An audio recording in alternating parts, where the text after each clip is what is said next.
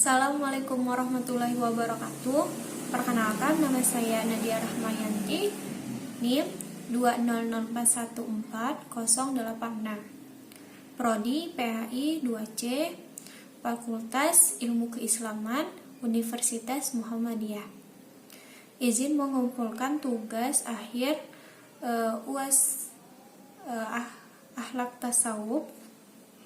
Di sini saya akan menjelaskan singkat tentang sejarah akhlak tasawuf dalam dunia Islam dari zaman Rasulullah sampai zaman modern dan di Indonesia. Baiklah, langsung saja. Saya akan menjelaskan tentang tasawuf pada zaman Rasulullah SAW, yang mana tasawuf menjadi sebuah istilah dan menjadi sebuah disiplin ilmu yang berdiri sendiri. Menurut ahli sejarah, tasawuf mulai muncul pada abad kedua Hijriah atau abad ketiga Hijriah, yang mana sejak kapan dan dimulai kapan lahirnya istilah tasawuf ini tidak banyak memenuhi konflik, yang menimbulkan konflik dari mana lahirnya tasawuf ini, sehingga melahirkan dua faktor, yaitu yang pertama faktor eksternal, yang kedua yaitu faktor internal, yang mana faktor eksternal yang mengatakan tasawuf berasal dari ajaran-ajaran agama dari luar Islam seperti Kristen, Hindu, dan Buddha. Mereka berpendapat bahwasanya sebelum adanya ajaran agama Islam, agama sebelumnya telah mengajarkan tentang tasawuf. Seperti itu. Yang kedua yaitu faktor internal yang mengatakan bahwa ajaran tasawuf ini sudah muncul dari ajaran sejak Rasulullah SAW, seperti perilaku Nabi yang sering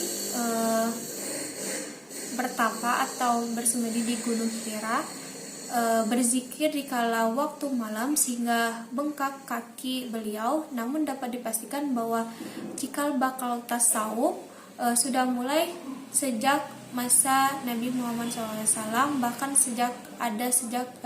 sejak nabi-nabi sebelum Rasulullah SAW sudah diajarkan bahwa tasawuf itu dimulai pada nabi-nabi sebelum Rasul. Selanjutnya yaitu tasawuf berada pada Indonesia, dimulai yaitu menelusuri perjalanan sejarah Islam dalam konveksi ke Indonesia pada abad ke-13 hingga abad ke-17 akan membawa kita kepada masa pertumbuhan dan persebaran Islam ke beberapa wilayah Nusantara dengan segala dinamikanya. Persebaran Islam tersebut yang berawal dari kepulauan Melayu Indonesia melalui perdagangan ke Jawa sampai bagian timur Indonesia, termasuk Pulau Sulawesi Selatan. Para sejarawan berbeda pendapat tentang masuknya Islam dari Nusantara dengan pertimbangan segi asal kedatangannya, waktu kedatangan, dan para pembawanya. Para sufi memainkan peran yang besar dalam proses masuknya dan perkembangannya Islam Nusantara, terutama dari ciptanya konversi yang sebesar dari penduduk lokal atau pribumi kepada Islam.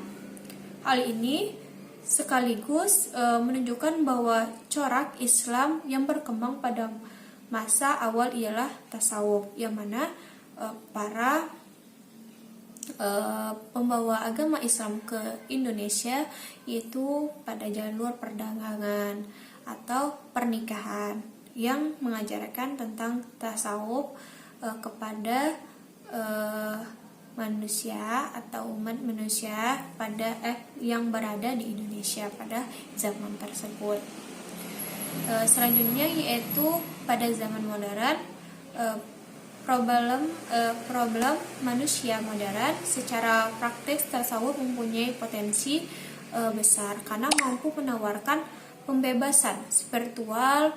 Tasawuf mengajarkan manusia mengenal diri sendiri. Dari akhirnya mengenal Tuhan, tasawuf dapat memberikan jawaban, yaitu jawaban-jawaban terhadap kebutuhan spiritual mereka akibat perdewaan mereka terhadap selain Tuhan, seperti materi dan sebagainya.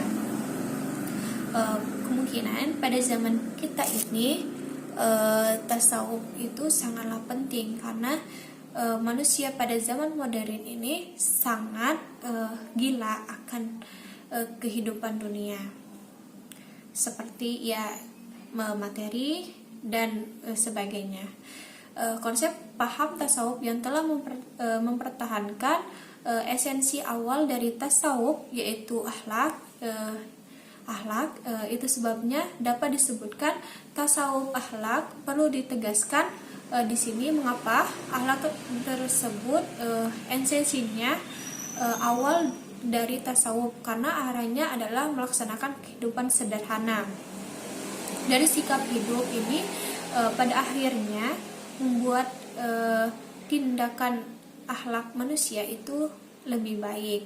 Tasawuf membawa visi dan misi transformasi sosial, di mana tasawuf harus mampu menjadi solusi alternatif pencerahan problem-problem sosial untuk menuju era sosial yang baru, yang mana pada zaman kita sekarang tasawuf sangat penting. Seperti yang tadi tentang harta, tasawuf juga mengajarkan tentang ketenangan, seperti kita menghadap Tuhan, seperti kita bersosialisasi kepada sesama umat manusia, kepada kerabat dan tetangga. Tasawuf sangat mengajarkan tentang itu semua. Baiklah, itu saja yang bisa saya sampaikan. Apabila salah kata saya mohon maaf, kepada Allah saya mohon ampun. Saya akhiri. Wassalamualaikum warahmatullahi wabarakatuh.